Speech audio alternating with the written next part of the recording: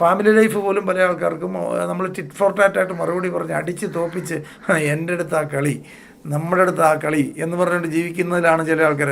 ഇപ്പോൾ ചില ആൾക്കാർ പറയാൻ കേൾക്കാൻ പറ്റില്ല, വളരെ സ്ട്രോങ് ആയിട്ടുള്ള ഈഗോ സ്റ്റേറ്റ്മെൻറ്റാണ്. ഇന്ന് എൻ്റെ അടുത്ത് പണിയൊന്നും നടക്കുകയില്ല എന്ന് പറയുന്നത് വളരെ ഇതായിട്ടുള്ള ഈഗോ സ്റ്റേറ്റ്മെൻറ്റുകളാണ്. ഇന്നത്തെ പുതിയ ജനറേഷനൊക്കെ പല ആൾക്കാർക്കും നിങ്ങൾക്കറിയാം, എനിക്കൊന്ന് കല്യാണം കഴിക്കുന്നതിനൊക്കെ ഉള്ള ആൾക്കാർ ഡൈവേഴ്സ് ചെയ്യുന്നുണ്ടെന്ന് തോന്നുന്നു. ഏതൊരു പാർട്ട്ണർഷിപ്പും നമ്മൾ നിലനിൽക്കാനായിട്ട് വിട്ടുവീഴ്ചകളും അതാണ് ഇത് തന്നെയായിരിക്കണം നമ്മുടെ സൗഹൃദങ്ങൾ വലുതാക്കി എടുക്കുന്നതിലൊക്കെ നമ്മൾ എടുക്കേണ്ട നിലപാട്. നഷ്ടം എന്ന് പറഞ്ഞാൽ ഒരിക്കലും സാമ്പത്തികമായിട്ട് ബന്ധപ്പെട്ടല്ല റിയലായിട്ടുള്ള നഷ്ടം. പക്ഷേ സാധാരണ ആൾക്കാർ ഏറ്റവും കൂടുതൽ ഭയപ്പെടുന്നത് പൈസയാണ്. അതുകൊണ്ടാണ് പല ആൾക്കാർക്കും പൈസ കിട്ടുകയില്ലാത്തത്. വെൽത്ത് എന്ന് പറയുന്നത് ആദ്യം ഭയം മാറുക, ദൈവത്തിൽ വിശ്വസിക്കുന്നുണ്ടെങ്കിൽ അടിയുറച്ച് വിശ്വസിക്കുക. അതായത് പകുതി ഹാഫായിട്ട് വിശ്വസിക്കാൻ പറ്റില്ല, ഒന്നെങ്കിൽ വിശ്വസിക്കുക. പുള്ളിക്ക് വിട്ടുകൊടുത്തിട്ടാണ് ജീവിക്കുന്നതെങ്കിൽ പിന്നെ ഭയപ്പെടേണ്ട ആവശ്യമില്ല. അപ്പം ഭയം ഉണ്ടാവരുത്, വലിയ സ്വപ്നങ്ങൾ ചേസ് ചെയ്യുക. നമ്മളെല്ലാവരും യുണീക്കാന്നുള്ളൊരു ഓർത്തിരിക്കുക. ഓരോരുത്തരും ഡിഫറൻ്റാണ്, നമ്മുടെ സ്റ്റോറി ഡിഫറൻ്റാണ്, വേറൊരാളുടെ സ്റ്റോറി ഡിഫറൻ്റാണ്. ഒരിക്കലും ഒന്നാക്കാൻ വേണ്ടിയായിരിക്കും നമ്മളും ഇവരൊക്കെ ആയിട്ടുള്ള കമ്പാരിസൺ ഒരിക്കലും ചെയ്യാതിരിക്കുക. നമ്മൾ യുണീക്കാണ്. എപ്പോഴും ഓവർനൈറ്റ് സക്സസ് ഉണ്ടാവില്ല, ഉണ്ടായി തന്നെ നിലനിർത്താൻ പറ്റിയല്ല. അതിൻ്റെ പ്രോസസ്സുണ്ട്. ആ പ്രോസസ്സിലേക്ക് നമ്മൾ കടന്നു വന്നാലേ സക്സസ് വന്നാലും ഹോൾഡ് ചെയ്യാൻ പറ്റുള്ളൂ. ഞാൻ എപ്പോഴും പറയാറുണ്ട്, ഒരിക്കൽ കൊള്ളിയാൻ മിന്നുന്ന പോലെ മിന്നാൻ പറ്റും. ആ ഫീൽഡിൽ നിലനിർത്തി പോകുക എന്നുള്ളതാണ് ഏറ്റവും ഇമ്പോർട്ടൻ്റ് ആയിട്ടുള്ളത്. സെക്കൻഡ് ഫേസാണ് ആദ്യത്തെ ഫേസിനേക്കാൾ ബുദ്ധിമുട്ട്.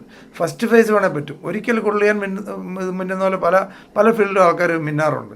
അത് കഴിഞ്ഞ് കാണത്തില്ല. അത് കഴിഞ്ഞുള്ള സെക്കൻഡ് ഫേസാണ്. ഇപ്പോൾ നമ്മൾ കേരളത്തിൽ മോഹൻലാലിനെ മമ്മൂട്ടിയൊക്കെ ബഹുമാനിക്കുന്നത് അവരുടെ അഭിനയത്തിനേക്കാൾ കൂടുതൽ ഞാൻ ഏറ്റവും കൂടുതൽ അവരിത്രയും കാലം കൺസിസ്റ്റൻ്റായിട്ട് ആ ലൈം ലൈറ്റിൽ അങ്ങനെ തന്നെ നിൽക്കുക എന്ന് പറഞ്ഞാൽ എന്തുമാത്രം ഒരു ഹാർഡ് വർക്ക് ചെയ്താലാണ് സാധിക്കുന്നറിയോ. ഒരിക്കലൊക്കെ വന്നിട്ട് പോകാൻ പറ്റും എന്ന് പറയുന്നതല്ല, ജീവിതത്തിൽ സക്സസ് ആകുന്നതെന്ന് പറഞ്ഞാൽ അവരുടെയൊക്കെ ഇന്നും ഒരു ദിവസം നമ്മളെക്കാൾ എന്തുമാത്രം ബിസിയാണ്. ഇപ്പോൾ ചില ആൾക്കാർ പറയാം, അതുപോലെ ഞാനും നന്നായിരുന്നെങ്കിൽ ഞാനും വളർന്നിരുന്നത് അതുപോലെയൊക്കെ ബിസി ആയിരുന്നു. ഒന്നുമല്ല, അവർക്ക് ഒന്നുമില്ലായിരുന്നപ്പോൾ അവർ ബിസി ആയിരുന്നുകൊണ്ടാണ് ഇപ്പോഴും അവർ ബിസി ആയിട്ടിരിക്കുന്നത്. നമ്മളെക്കാൾ എത്രയോ ഇരട്ടി ഔട്ട്പുട്ട് അവരൊരു ദിവസം, നിങ്ങളൊന്ന് ആലോചിച്ച് നോക്കും, നമ്മളെക്കാളും എന്തുമാത്രം ഔട്ട്പുട്ട് ഒരു ദിവസം ആ ലെവലിലുള്ള ആൾക്കാരുണ്ടാക്കുന്നത്, എന്തുമാത്രം അവേഴ്സ് വർക്ക് ചെയ്യുന്നുണ്ട് ഇപ്പോഴും അവരൊക്കെ.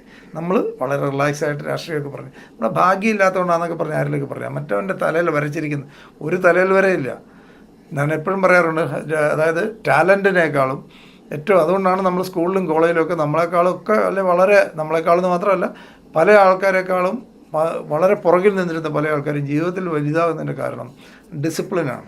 ഡിസിപ്ലിൻഡായിട്ട് ഒരു കാര്യം ചെയ്യാൻ തുടങ്ങിയാൽ തീരുമാനിച്ചാൽ ഡിസിപ്ലിൻഡായിട്ട് സിസ്റ്റമാറ്റിക്കായിട്ട് ചെയ്യേണ്ട കാര്യം ആത്മാർത്ഥമായിട്ട് ചെയ്യുന്നതിൻ്റെ റിസൾട്ടാണ്. ടാലൻറ്റിനേക്കാളൊക്കെ ടാലൻറ്റഡ് ആയിട്ടുള്ള എത്രയോ ആൾക്കാരെ എനിക്ക് അടുത്തറിയാവുന്നവരുണ്ട്. ഫോക്കസ് ഇല്ലാത്തതിൻ്റെ പേര് മാത്രം അവർക്കൊരു 3 മാസത്തേക്കുള്ളൊരു കാര്യത്തിൽ അവർക്ക് ഫോക്കസ് ചെയ്യാൻ പറ്റിയില്ല. നല്ല നമുക്ക് കൊതി തോന്നും. ദൈവം അത്രയും കഴിവുകളൊക്കെ നമുക്ക് തന്നിരുന്നാലും നമുക്ക് കൊതി തോന്നാറുണ്ട്.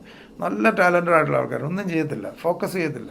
എത്രയോ ആൾക്കാരുണ്ട്. അതേ സ്ഥാനത്ത് ആവറേജ് ആൾക്കാർ അവർ ഫോക്കസ്ഡായിട്ട് ഡിസിപ്ലിൻഡായിട്ട് വർക്ക് ചെയ്താൽ അവരാണ് ലോകത്തിൽ അത്ഭുതങ്ങൾ സംഭവിപ്പിച്ചിരിക്കുന്നത്. വേറെ ആരും അല്ല, ടാലൻ്റ് അല്ല, മനസ്സിലാക്കുക.